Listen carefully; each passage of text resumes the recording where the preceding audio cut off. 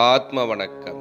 சித்தவித்தையின் கர்த்தா ஞானபிதா சுவாமி சிவானந்த பரமஹம்சரின் அருளாசியால் பிரம்மஸ்ரீ பெருவேம்பார் ராமசாமி எழுதிய சித்த சமாஜ வெளியீடான சித்த வித்தை தன்னை அறிந்து இன்பமுற ஒப்பற்ற ஒரே வழி.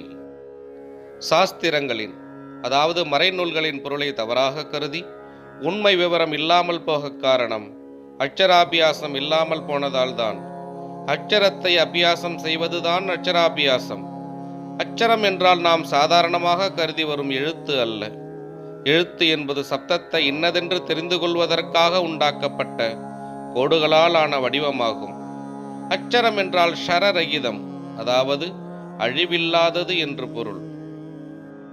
அழிவில்லாதது எதுவென்றால் பிரம்மமாகும், அது தானாகும். எனவே தன்னைத்தான் அபியாசம் செய்வதுதான் அட்சராபியாசம். அதுவே வித்தியாபியாசம். காரணம், வித்தை என்பது அட்சரம், அதுவே தானாகும். எனவே வித்தையாய் தானாய் அட்சரமாய் நாசரகிதமாய் உள்ள அழியா பொருளை அபியாசம் செய்ய வேண்டும். அப்பொழுதுதான் தாதுவிற்கு உணர்வு உண்டாகி பொருள் கிடைக்கிறது. அகாரம் முதலிய கோடுகளை அட்சரம் என்று சொல்லி பயிற்சி செய்தால் அனர்த்தம், அதாவது பொருள் இல்லாமலாகி தாது அழிந்து உணர்வு இல்லாமல் போய்விடும். உண்மையான பொருளை அறிய வேண்டுமென்றால் மேற்சொன்ன கோடுகளுக்குள்ள சப்தம் எங்கிருந்து உற்பத்தியாகின்றதோ அங்கே பார்த்து படிக்க வேண்டும்.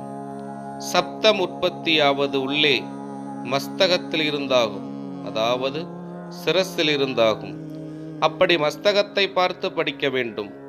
அப்படி படித்தால்தான் ஞானம் உண்டாகும். அதற்கே மஸ்தக ஞானம், அதாவது மெய்ஞானம் என்று பெயர்.